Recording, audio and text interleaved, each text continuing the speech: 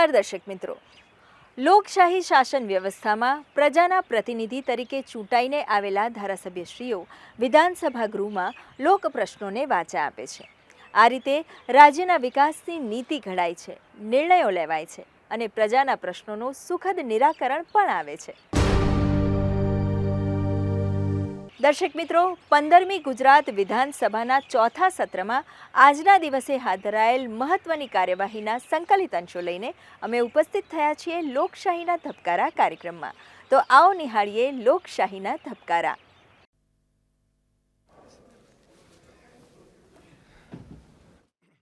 Order માન્ય શ્રી પાયલબેન કુકરાની।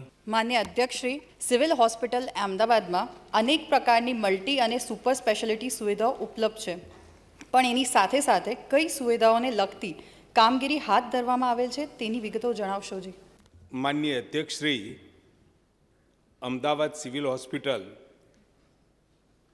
એ કેવળ civil hospital નહીં, પરંતુ ગુજરાતનું ઘરેણું અને સમગ્ર એશિયાની અંદર સૌથી મોટી મેડિકલ સારવાર ઉપલબ્ધ કરાવતી આપણી સિવિલ હોસ્પિટલ છે। વર્ષે લાખોની સંખ્યામાં ઓપીડી અને આઈપીડી પણ ત્યાં કરવામાં આવે છે, પરંતુ આદરણીય પ્રધાનમંત્રી મોદી સાહેબના વિઝનથી એને ટર્શરી કેર સુધી એટલે સુપર સ્પેશિયાલિટી ફેસિલિટી દરેક વિભાગની મળી રહે એ પ્રકારની એક આરોગ્ય સિટી બનાવવાનું એમનું સપનું હતું। માન્ય અધ્યક્ષશ્રી, એ કામ હવે પૂર્ણતાના અંતમાં છે। માન્ય અધ્યક્ષશ્રી, સિવિલ હોસ્પિટલ અમદાવાદ ખાતે neurosurgery, paediatric surgery, cardiothoracic, vascular surgery, gastrosurgery, urosurgery, neuromedicines, plastic surgery, multi super speciality સુવિધાઓ આપણા ત્યાં ઉપલબ્ધ છે માન્ય અધ્યક્ષશ્રી। અને આગામી સમયમાં માન્ય અધ્યક્ષશ્રી નેટોલોજી, જીરિયાટ્રિક, ન્યુરોમેડિસિન્સ જેવી નવી સુવિધાઓ પણ આપણે ઉપલબ્ધ કરાવવા માગીએ છીએ। આ ઉપરાંત માન્ય અધ્યક્ષશ્રી, જો આપણે નવી કામગીરી જોઈએ તો માન્ય અધ્યક્ષશ્રી, ત્યાં હાલમાં મેડિકલ ગર્લ્સ હોસ્પિટલ 528 વિદ્યાર્થીની ક્ષમતા, 51 કરોડના ખર્ચે પ્રગતિ હેઠળ 840 દર્દીના સગા રહી શકે તેવી સુવિધા, 280 દર્દીના સગા એક સાથે જમી શકે તેવી કેન્ટીન અને 8 દુકાનની સુવિધા, માન્ય અધ્યક્ષશ્રી 36 કરોડના ખર્ચે એ પણ પ્રગતિ હેઠળ। આ મેડિસિટી પૂરતો જ વિષય છે કે ત્યાં આગળ કઈ કઈ સુવિધાઓ તમે ભાવનગરનો પ્રશ્ન નથી। માન્ય અધ્યક્ષશ્રી, પીએમ રૂમ 15.28 કરોડના ખર્ચે 9 ડેડ બોડી એક સાથે પીએમ થઈ શકે, ફાઉન્ડેશનની કામગીરી આપણે પૂરી કરી છે માન્ય અધ્યક્ષશ્રી। સ્પેશિયલ રૂમ 102 દર્દીઓનો સમાવેશ થઈ શકે તેવું સ્પેશિયલ રૂમનું કોમ્પ્લેક્સ, ફાઉન્ડેશનની કામગીરી પ્રગતિ હેઠળ 63 કરોડ, 900 બેડની જનરલ હોસ્પિટલ અને 500 બેડની ચેપી રોગની હોસ્પિટલ, માન્ય અધ્યક્ષશ્રી 900 બેડની ક્ષમતા, double basement parking, 500 4 wheeler, 5000 2 wheeler અને 2000 દર્દી અને દર્દીના સગાવાલા એક સાથે બેસી શકે તેવી ઓપીડી ડીપીઆર માન્ય અધ્યક્ષશ્રી મંજૂરી હેઠળ છે। માન્ય અધ્યક્ષશ્રી, 570 કરોડના ખર્ચે આ નવી વ્યવસ્થા આપણે ત્યાં ઊભી કરવા જઈ રહ્યા છીએ। પીજી હોસ્ટેલ 400 વિદ્યાર્થીઓની ક્ષમતા, 200 વિદ્યાર્થીઓ એક સાથે જમી શકે તેવી કેન્ટીન વહીવટી મંજૂરી મળી ગઈ છે।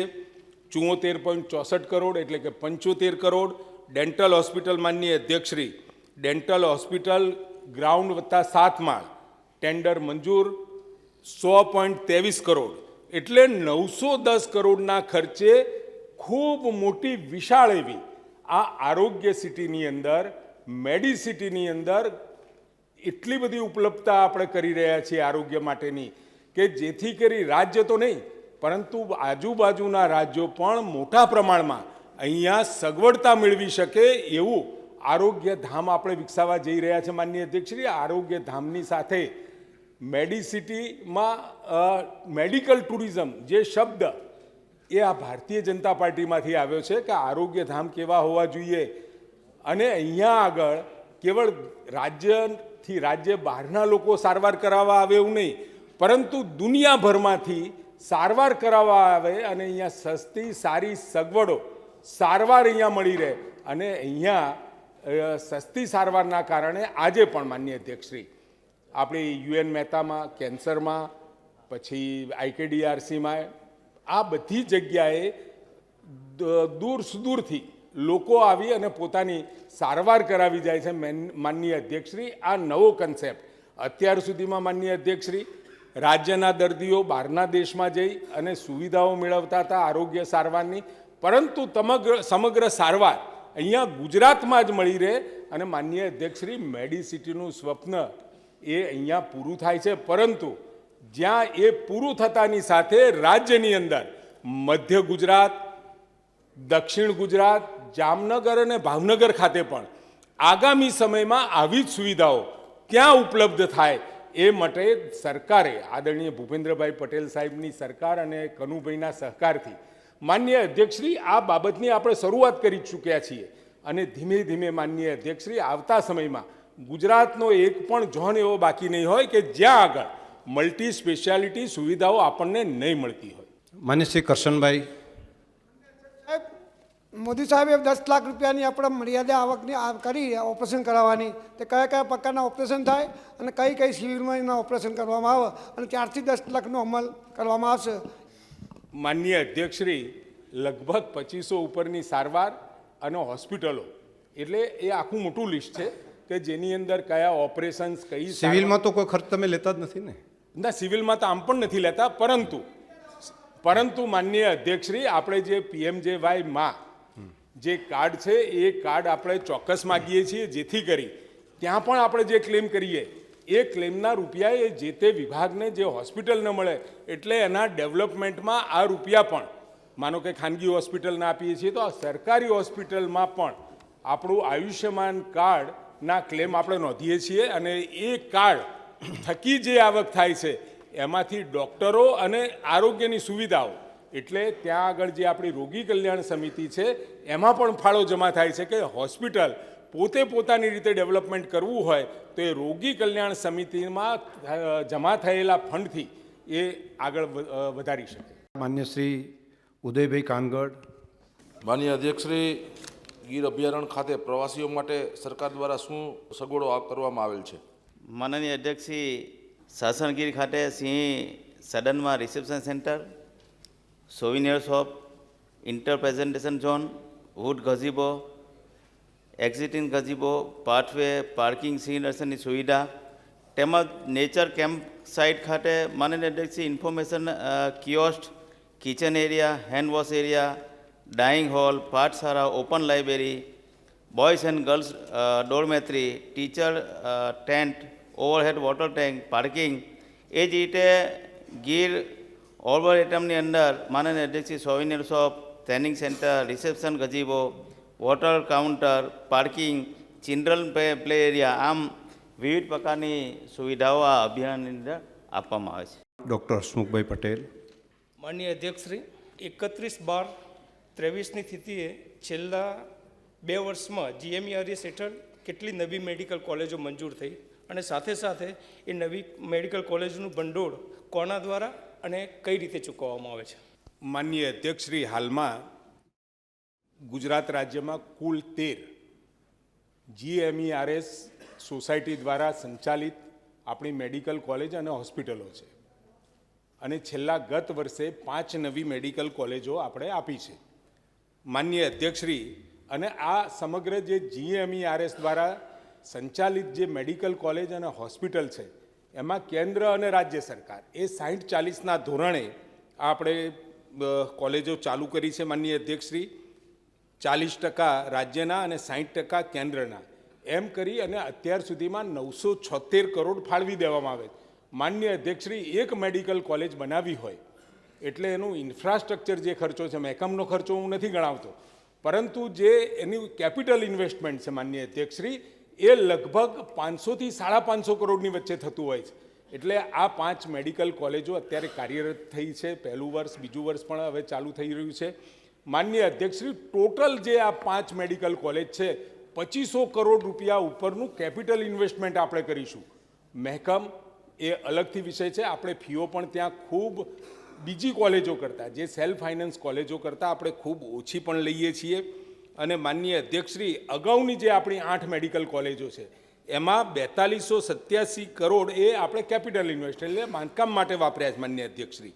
અને માનનીય અધ્યક્ષશ્રી સોસાયટીની 13 કોલેજોના સંચાલન માટે અત્યાર સુધીમાં રાજ્ય સરકારે 5244 કરોડની રકમ ફાળવેલ છે. અને જેની સામે માનનીય અધ્યક્ષશ્રી જે ટ્યુશન ફીની આવક છે 2216 કરોડ છે. યુજીની 2100 સીટો, પીજીની 300 એમ મળી અને કુલ 2400 વિદ્યાર્થીઓમાંથી 1743 72% વિદ્યાર્થી સરકારશ્રીની વિવિધ શિષ્યવૃત્તિ યોજનાનો લાભ એમને મળતો હોય છે, જેવી કે MYSY, કન્યા કેળવણી, post metric scholarship, CMSS, free ship card અને ફીમાં રાહત મેળવતા હોય છે માનનીય અધ્યક્ષશ્રી. અને માનનીય અધ્યક્ષશ્રી 13 મેડિકલ કોલેજોની જે ટ્યુશન ફીની જે અંદાજિત આવક છે 375 કરોડ સામે 13 કોલેજો અને 14 હોસ્પિટલનો અંદાજિત ખર્ચો માનનીય અધ્યક્ષશ્રી 1250 કરોડ થાય છે. જેની સામે સરકાર તરફથી કોલેજો અને હોસ્પિટલોના ખર્ચ માટે 843.21 કરોડ આપણે ફાળવીએ છીએ માનનીય અધ્યક્ષશ્રી. આ ઉપરાંત 6 સરકારી મેડિકલ કોલેજમાં યુજીની 1400 બેઠક, પીજીની 1329 બેઠકો ઉપલબ્ધ છે. 23-24માં 895 કરોડની જોગવાઈ કરેલી છે. જેની સામે આ સાહેબ સરકારી મેડિકલ કોલેજની હું વાત કરી રહ્યો છું, જેની સામે ફીની આવક 7.37 કરોડ છે. જે આપણી 13 મેડિકલ કોલેજ છે એમાં માનનીય અધ્યક્ષશ્રી કુલ સીટો 2093 છે, જેમાં MYSYમાંથી લાભ લેતા વિદ્યાર્થીઓની સંખ્યા 859 છે. કન્યા કેળવણીમાંથી લાભ લેનાર વિદ્યાર્થીનીઓની સંખ્યા 363 છે. માનનીય અધ્યક્ષશ્રી પોસ્ટ મેટ્રિક સ્કોલરશીપ યોજનામાં 104 છે, CMSSમાં 182 છે, ફ્રી શિપ કાર્ડમાં માનનીય અધ્યક્ષશ્રી 234 છે. આમ કુલ માનનીય અધ્યક્ષશ્રી 2093માંથી 1742 વિદ્યાર્થીઓને ક્યાંક ને ક્યાંક રાજ્ય સરકાર એની ફી ભરી આપે છે, એને મદદ કરે છે માનનીય અધ્યક્ષશ્રી. એટલે આ અને મોટો ફાયદો માનનીય અધ્યક્ષશ્રી આ કોલેજોનો એવો છે કે 15% સીટો આપણે કેન્દ્રને આપી દેવી પડે, એની જગ્યાએ આ 15% એટલે 15 દુ 30 300 વિદ્યાર્થીઓ આપણે ગુજરાતના જ વિદ્યાર્થીઓને એડમિશન આપી શકીએ એવી આ વ્યવસ્થા છે. શ્રીમતી રીવાબા જાડેજા. માનનીય અધ્યક્ષશ્રી, જામનગરની ડેન્ટલ કોલેજ ખાતે યુજી અને પીજી અભ્યાસક્રમની કેટલી સીટો મંજૂર થયેલી છે અને આ અનુસંધાને બોયઝ અને ગર્લ્સનો રેશિયો શું છે? માનનીય અધ્યક્ષશ્રી, જામનગર ડેન્ટલ કોલેજ ખાતે યુજી અભ્યાસક્રમમાં કુલ 125 સીટો અને પીજીમાં 19 સીટો મંજૂર થયેલ છે. અને માનનીય અધ્યક્ષશ્રી, બોયઝ અને ગર્લ્સનો રેશિયો 30:70નો છે. યુજીના કુલ 325 જેટલા વિદ્યાર્થીઓ અને પીજીના 57 વિદ્યાર્થીઓ મળી 682 વિદ્યાર્થીઓ માટે ડેન્ટલ કાઉન્સિલની જે નિયમ છે એ નિયમ પ્રમાણે 60% હોવા જોઈએ. એટલે આપણી પાસે 410 વિદ્યાર્થીઓની ક્ષમતાવાળી હોસ્ટેલ હોવી જોઈએ. એની સામે માનનીય અધ્યક્ષશ્રી, હયાત હોસ્ટેલની 400ની ક્ષમતા અને નવી બનનાર ગર્લ્સ હોસ્ટેલની 330ની ક્ષમતા એમ 730 વિદ્યાર્થીઓને સમાવી શકાય, એટલે કે 100% કરતાં વધારે ક્ષમતા આપણને ઉપલબ્ધ થશે. માન્ય મેઘજીભાઈ ચાવડા. અને અધ્યક્ષશ્રી, આ હોસ્ટેલની અંદર એનો બાંધકામનો સાહેબ વિસ્તાર કેટલો છે અને અત્યાર સુધીની અંદર આ બાંધકામની અંદર કેટલું કામ થયું છે અને સાહેબ અત્યાર સુધીમાં એની અંદર ખર્ચ કેટલો કરવામાં આવ્યો છે? માનનીય અધ્યક્ષશ્રી, જામનગર ડેન્ટલ કોલેજ ખાતે જે નિર્માણાધીન હોસ્ટેલ છે એનો બાંધકામ વિસ્તાર 11,258 ચોરસ મીટર છે. અને હાલ જે બાંધકામ થઈ રહ્યું છે એ પ્રથમ ફ્લોર સ્લેબ લેવલ સુધી પહોંચ્યું છે. ગ્રાઉન્ડ ફ્લોરમાં waiting area, reception, security room, recreation room, cafe, warden quarters, laundry room, parking વગેરે છે. પ્રથમ માળમાં મેડિકલ કાઉન્સિલિંગ રૂમ છે, જેમાં kitchen, dining area, library, recreation area અને પ્રથમ માળથી 7મા માળ સુધી માનનીય અધ્યક્ષશ્રી 330 વિદ્યાર્થીઓના સમાવેશ સાથેના 165 રૂમોની સગવડ છે. અને દરેક રૂમની અંદર બાલ્કની અને ફર્નિચરની સુવિધા સાથેનું છે. અને અત્યાર સુધીમાં માનનીય અધ્યક્ષશ્રી આ 28.22 કરોડ જેવો આપણે ખર્ચો કરી ચૂક્યા છીએ. માન્ય શ્રી જનકભાઈ તળાવિયા. માન્ય અધ્યક્ષશ્રી, તારીખ 31/12/2000ની સ્થિતિએ અમરેલી જિલ્લાના લાઠી તાલુકામાં સામૂહિક વન નિર્માણ યોજના હેઠળ 2022-23 અને 2023-24માં કેટલા વિસ્તારમાં કેટલા રોપાનું વાવેતર કરવામાં આવ્યું છે અને તેમની પાછળ કેટલો ખર્ચ કરવામાં આવ્યો છે? માનનીય અધ્યક્ષશ્રી 22-23ની વાત કરે તો માનનીય અધ્યક્ષશ્રી લગભગ 32 હેક્ટરની અંદર 28,511 રોપાનું વાવેતર કરવામાં આવ્યું છે.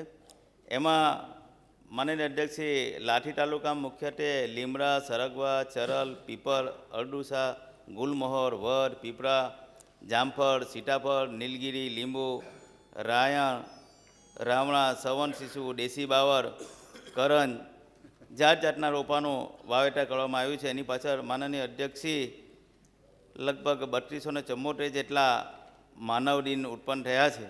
એ જ રીતે માનનીય અધ્યક્ષશ્રી 23-24ની વાત કરે તો એની અંદર પણ માનનીય અધ્યક્ષશ્રી 32 હેક્ટર જેટલા એરિયાની અંદર આ વાવેતર કરવામાં આવ્યું છે. એની અંદર 28,511 જેટલા રોપા વાવવામાં છે. એની અંદર પણ માનનીય અધ્યક્ષે મેં કીધું તેમ લીમડા, સરગવા, ચરલ, પીપળા, સીતાફળ, નીલગીરી, લીંબુ, રાયણ, રાવણા આવા માનનીય અધ્યક્ષશ્રી અલગ અલગ પ્રકારના બધા જ પ્રકારના રોપાઓ વાવવામાં આવ્યા છે.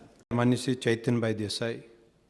તારીખ 31/12/2023ના સ્થિતિએ છેલ્લા 2 વર્ષમાં વડોદરા જિલ્લામાં ડૉક્ટર બાબા સાહેબ આંબેડકરના પ્રવાસન માટેની સુવિધાઓ કેટલી વિકસાવવામાં આવી અને હાલ એ પરિસ્થિતિમાં કઈ પરિસ્થિતિ પર છે? માન્ય અધ્યક્ષશ્રી 31/12/2023ની સ્થિતિએ છેલ્લા 2 વર્ષમાં ડૉક્ટર બાબા સાહેબ આંબેડકર સ્મારક છે ત્યાં ડૉક્ટર બાબા સાહેબ આંબેડકરની 125મી જન્મજયંતિના ઉજવણીના ભાગરૂપે કમાટી બાગ છે જે સંકલ્પ ભૂમિ છે એમાં પ્રવાસન વિભાગે ₹11,81,00,000ની ગ્રાન્ટ જિલ્લા કલેક્ટરને ફાળવી હતી. ત્યાંના માર્ગ અને મકાન વિભાગે એ કામ પૂર્ણ કર્યું છે અને એમાં જે કામો થયા છે એ અલગ અલગ કામોમાં કમ્પાઉન્ડ વોલ, રિટેનિંગ વોલ અને amphitheatre, flooring, gate, landscaping, souvenir shop અને medicine centre, HVH substation, road, paver block, fire safety જેવા કામો માટે 10.56 કરોડનો ખર્ચ એમાં કરવામાં આવ્યો છે. હાલની સ્થિતિની જે વાત માન્ય સભ્યશ્રીએ કરી છે એમાં બીજો એક પ્રોજેક્ટ છે. એના માટે સામાજિક ન્યાય અને અધિકારતા વિભાગ છે એની પાર્ટ 2માં 14 કરોડ રૂપિયાની ગ્રાન્ટ આપી છે અને તેમાંથી 12 કરોડ રૂપિયા જિલ્લા કલેક્ટરને હવાલે સામાજિક ન્યાય વિભાગે મૂક્યા છે અને એ પણ કામ કાર્યપાલક ઇજનેર માર્ગ મકાન એનું અમલીકરણ કરે છે અને એમાં આર્કિટેક્ટની નિમણૂક થઈ ગઈ છે અને એનો ખર્ચ આર્કિટેક્ટની ફી પૂરતો થયો છે. બાકીનું કામ માટેના નકશા અંદાજો બની રહ્યા છે. માન્ય શૈલેષભાઈ પરમાર. ડૉક્ટર બાબા સાહેબ આંબેડકર સ્મારક બનાવવા માટે ટોટલ કેટલું એનો રકમ ફાળવવામાં આવે છે અને ક્યારે પૂરી કરવામાં આવશે એટલું જાણવું છે? મેં હમણાં માનનીય અધ્યક્ષશ્રી ખર્ચની તો વાત કરી એ પ્રમાણે 2 પ્રોજેક્ટ છે. એક પ્રવાસન વિભાગે કર્યો, એક સામાજિક ન્યાય અને અધિકારતા વિભાગે કર્યો. એમાં પ્રવાસન વિભાગનું જે કામ છે એ પૂર્ણ થઈ ગયું છે અને સામાજિક ન્યાય અને અધિકારતા વિભાગે જે કુલ 14 કરોડ રૂપિયા મંજૂર કર્યા છે એમાંથી આર્કિટેક્ટની ફી જેટલો ખર્ચ થયો છે. બાકીનું કામનો એ અત્યારે કરી રહ્યા છે. 11.11 લાખનો ખર્ચ બીજો જે પ્રોજેક્ટ છે પાર્ટ 2, એક મેમોરિયમ છે અને એક સંકલ્પ ભૂમિવાળું કામ છે કમાટી બાગવાળું. એટલે આ 2માં ટોટલ ખર્ચ છે એ એકમાં 14 કરોડ બીજા પાર્ટમાં અને પહેલા પાર્ટ છે એમાં 11 કરોડનો કામ છે એ અમે પૂર્ણ કર્યું છે. એટલે આ રીતે 14 ને 11 એ 25 કરોડનું કામ કુલ ખર્ચ છે. માન્ય શ્રી પ્રવીણભાઈ માળી.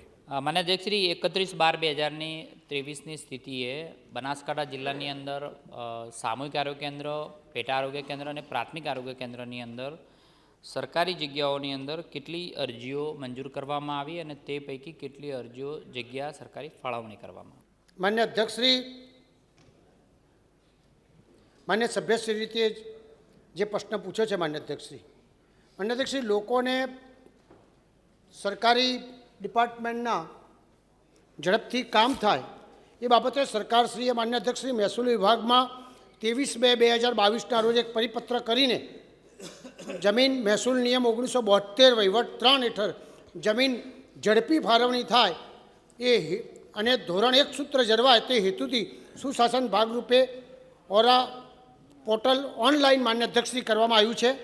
અને માન્ય અધ્યક્ષશ્રી, એના કારણે આજે સમગ્ર ગુજરાતની અંદર જ્યાં જ્યાં આ પ્રકારની વ્યવસ્થા હોય છે તો આગળ માન્ય અધ્યક્ષશ્રી આજે ઝડપથી થતું હોય છે.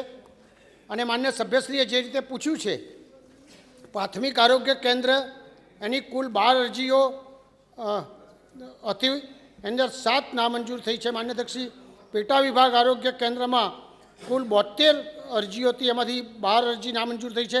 સામૂહિક આરોગ્ય કેન્દ્રમાં 00 એટલે કુલ માન્ય અધ્યક્ષશ્રી 84 અરજીઓ છે, એમાંથી 19 અરજીઓ માન્ય અધ્યક્ષશ્રી નામંજૂર થઈ છે. માન્ય અર્જુનભાઈ. માન્ય અધ્યક્ષશ્રી, આ જે સરકારી વિભાગો આપણા પોતાના જે જરૂરિયાત જમીનનો હોય છે એ માટે કલેક્ટરશ્રીને અરજી કરતા હોય છે. એ પછી આખી કામગીરી છે district inspector of land records એણે કરવાની હોય છે. DILRની અંદર જે જગ્યાઓ ખાલી જગ્યાઓ પડેલી છે તો એ જગ્યાઓ તાકીદે પૂરવા માગો છો કે કેમ? માન્ય અધ્યક્ષશ્રી, આપણે પણ એના નિયમ બનાવ્યા છે. એ નિયમના ધારાધોરણ મુજબ માન્ય અધ્યક્ષશ્રી 500 મીટર સુધી હોય માન્ય અધ્યક્ષશ્રી તો પેટા આરોગ્ય, પ્રાથમિક આરોગ્યમાં 10,000 અને સામૂહિક આરોગ્યમાં માન્ય અધ્યક્ષશ્રી 10,000. કલેક્ટરશ્રીને પણ માન્ય અધ્યક્ષશ્રી વિશાળ 1 એકર જેટલા એને પાવર્સ આપ્યા છે. અને આવી કોઈ ફરિયાદ માન્ય અધ્યક્ષશ્રી કે બનાસકાંઠામાં કે અમારે મોડું થયું છે એ પ્રકારની નથી માન્ય અધ્યક્ષશ્રી. છતાં અર્જુનભાઈ કાંઈ ધ્યાન ઉપર લાવશે તો ચોક્કસપણે અમે જોઈ લઈશું. પણ આમાં થોડી ગતિ વધારવી જોઈએ. આવા એમણે વાત કરી છે તો એમનો પ્રશ્ન છે, એને રેકોર્ડ ઉપર આપણે લઈએ કે એમની રજૂઆત છે. આવા કોઈ પ્રશ્નો હોય તો એનું ફોલોઅપ લઈએ. ચોક્કસ માન્ય અધ્યક્ષ. માન્ય શ્રી કેશાજી ઠાકોર. માનનીય અધ્યક્ષશ્રી, નર્મદા યોજના અંતર્ગત બનાસકાંઠા જિલ્લામાં તાલુકા દીઠ કેટલા ગામોને અને કેટલા પિયત વિસ્તારને આ નર્મદાનો લાભ મળનાર છે? અધ્યક્ષશ્રી, બનાસકાંઠાની અને ખાસ કરી કૃષિ અને જે પશુપાલકો છે, નર્મદા આધારિત જે સિંચાઈ થઈ એના કારણે આખી બનાસકાંઠાની અંદર જમીનોથી માંડી આર્થિક સમૃદ્ધિ ખૂબ બધી ત્યાં આગળ આપણને હાલમાં જોવા મળે છે. જમીનોના ભાવ પણ માનનીય અધ્યક્ષશ્રી પહેલાં જે હતા લાખો અને કરોડોમાં હવે ત્યાં થવા જઈ રહ્યા છે માનનીય અધ્યક્ષશ્રી. અને માનનીય અધ્યક્ષશ્રી, નર્મદા યોજના હેઠળ 8 શાખા નહેરો થકી બનાસકાંઠા જિલ્લાના 6 તાલુકાના 234 ગામોના કુલ 1,68,063 હેક્ટર વિસ્તારને સિંચાઈનો લાભ મળનાર છે. અને માનનીય અધ્યક્ષશ્રી, જો એ તાલુકા વાઇઝ વાત કરીએ તો ભાભરમાં 28,780 અને સમાવિષ્ટ ગામ 53, વાવમાં 66,951, સમાવિષ્ટ ગામ 74, સુઈ ગામ 34,057 હેક્ટર, સમાવિષ્ટ ગામ 39.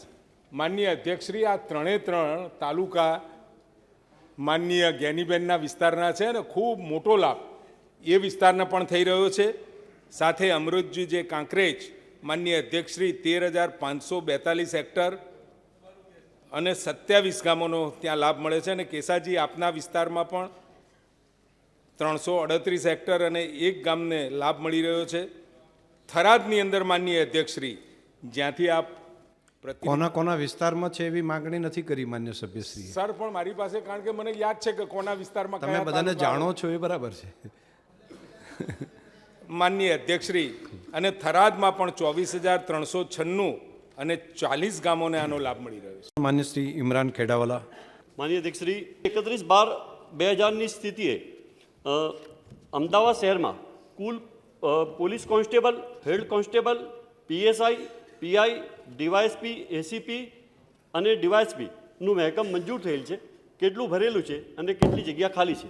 માનનીય અધ્યક્ષશ્રી, માનનીય સભ્યશ્રી દ્વારા જે માહિતી માંગી છે જેમાં પોલીસ કોન્સ્ટેબલથી લઈને પોલીસ ઇન્સ્પેક્ટર સુધી 12,804 મંજૂર મહેકમમાં 9,948 મહેકમ હાજર છે, એટલે આશરે 78% જેટલું મહેકમ હાજર છે. અને હાલની ભરતીમાં માનનીય અધ્યક્ષશ્રી જે મહેકમ ત્યાં જે ગેપ છે એ ગેપ પૂર્ણ કરવામાં આવશે. પરંતુ હું એટલું કહું છું માનનીય અધ્યક્ષશ્રી, અમારો 78% જે મહેકમ છે એ બી અમદાવાદમાં ગમે ત્યાં કોઈ બી ગુનેગારને છુપાવશો, છુપાઈને રહેશે, એને ગમે ત્યાંથી પકડીને તમામ લોકોને ન્યાય આપવાની કામગીરી ઝડપથી કરશે અને આ જે મહેકમની ઘટ છે પૂર્ણ કરવામાં આવશે. માન્ય શૈલેષભાઈ. માન્ય અધ્યક્ષ, અમદાવાદ શહેરની વસ્તીના ધોરણે પોલીસની ઘટ કેટલી છે એ માન્ય મંત્રીશ્રી જણાવો, એટલું મારી વિનંતી છે. માન્ય સભ્યશ્રીઓ કોઈ પણ પ્રશ્ન પૂછે ત્યારે 1 મિનિટ. માન્ય મંત્રીશ્રી પોતે જ્યારે કોઈના ઉપર સામે મંત્રીશ્રી પાસે વાત કરે છે અથવા તો આક્ષેપાત્મક વાત કોઈ કરે છે તો આપણી પાસે એના ફિગર હોવા જરૂરી છે, એ આપણા ધ્યાનમાં રહે જ. અને જો એ આપણી પાસે પૂરતા પુરાવા ન હોય તો મોઘમ કોઈના ઉપર આક્ષેપ સીધો આપણે કરી શકાતો નથી. માનનીય સભ્ય શ્રી શૈલેષભાઈએ ગૃહની જે માંગણી હતી ત્યારે બી ચર્ચામાં એનસીઆરબીના ડેટાને ટાંકીને અમદાવાદ શહેરનું ક્રાઇમની જ્યારે વાત કરી હતી ત્યારે મારા જવાબની અંદર અમદાવાદ શહેરને અને બીજા શહેરો જે મેગા સિટીની જે વાત છે એના આંકડા મેં આપેલા હતા. અમદાવાદ શહેર ક્રાઇમમાં કોઈ મોખરે નથી, સૌથી શ્રેષ્ઠ નથી, પરંતુ અમદાવાદ શહેર શ્રેષ્ઠ જરૂરથી છે. શ્રેષ્ઠ માનનીય અધ્યક્ષશ્રી, નાની નાની દીકરીઓ પર થતા અત્યાચારો, એની ઉપર થયેલા દુષ્કર્મ, માનનીય અધ્યક્ષશ્રી એ દુષ્કર્મમાં અમદાવાદ શહેર ગુજરાત રાજ્ય દેશમાં એકમાત્ર રાજ્ય એવું છે કે જેને નંબર ઓફ ફાંસી જેટલા દિવસમાં ચાર્જશીટ કરવાની હોય એટલા દિવસમાં ગુનેગારોને સજા અપાવવાની કામગીરી અમદાવાદ પોલીસ, ગુજરાત પોલીસે કરી છે. માનનીય અધ્યક્ષશ્રી, જે પોલીસ માનવબળની વાત કરી, મેં મારા ગૃહની ચર્ચા દરમિયાન બી કહેલું હતું કે પોલીસ પબ્લિક રેશિયો જે હોય છે પીપીઆર, એ પીપીઆરનો રેશિયો આપણે વધારવાની દિશામાં આગળ વધવા માટે જ આ વર્ષે બી ખૂબ મોટી ભરતી, એટલે 11,000થી વધારે નવો સ્ટાફ આપણે પોલીસમાં આ વર્ષે બી ભરીએ. નવા બજેટમાં બી માનનીય અધ્યક્ષશ્રી, મુખ્યમંત્રીશ્રી, નાના મંત્રીશ્રીએ જે પરમિશન આપી એના પછી આ વર્ષે બી માનનીય અધ્યક્ષશ્રી બજેટમાં ખૂબ મોટી સંખ્યામાં આપણે સ્ટાફ વધારવાનું નક્કી કર્યું છે. અને ખાસ કરીને જે સંખ્યાની ઘટ છે એ સંખ્યાની ઘટ માનનીય અધ્યક્ષશ્રી આ વર્ષે જે ભરતી જાય છે એમાં મોટાભાગની એ ભરતીમાં એ ઘટ પૂરી કરી લેવામાં આવશે. અને માનનીય અધ્યક્ષશ્રી, મારી સભાગૃહને વિનંતી છે કે એનસીઆરબીના જે ડેટા આપણે વાંચીએ છીએ એ એનસીઆરબીના ડેટા જ્યારે વાંચીએ ત્યારે એનસીઆરબીના ડેટા અમદાવાદના જે છે તો એની કમ્પેરિઝનમાં બીજા અમદાવાદની બરોબરીની કેટલી સિટી છે અને એ સિટીમાં આપણો કયો નંબર છે. ઓવરઓલ ક્રાઇમની વાત કરીએ માનનીય અધ્યક્ષશ્રી તો 36માંથી 33મો નંબર, 36 જે રાજ્યો છે એમાં 33મા નંબર પર આપણે છીએ. આપણા પછીના જે રાજ્યો છે એ અમદાવાદની જનસંખ્યા કરતાં ઓછા છે. માનનીય અધ્યક્ષશ્રી, મારું એવું માનવું છે કે આ પોલીસ બળ પોતપોતાના વિસ્તાર, પોતાના મત વિસ્તાર જ્યાં હોય એ ક્ષેત્રમાં વધુમાં વધુ હોય તે માટે ધારાસભ્યશ્રીઓની માંગણી હોવી જ જોઈએ અને વ્યાજબી માંગણી છે અને એ માંગણી પર અમે કામગીરી બી કરીએ છીએ અને ઝડપથી પૂર્ણ થશે. પરંતુ ક્રાઇમની જે વાત છે માનનીય અધ્યક્ષશ્રી એ વાત યોગ્ય નથી અને સાચી વાત નથી. તો દર્શક મિત્રો, ફરી મળીશું આવતીકાલે. ત્યાં સુધી રજા આપશો. નમસ્કાર.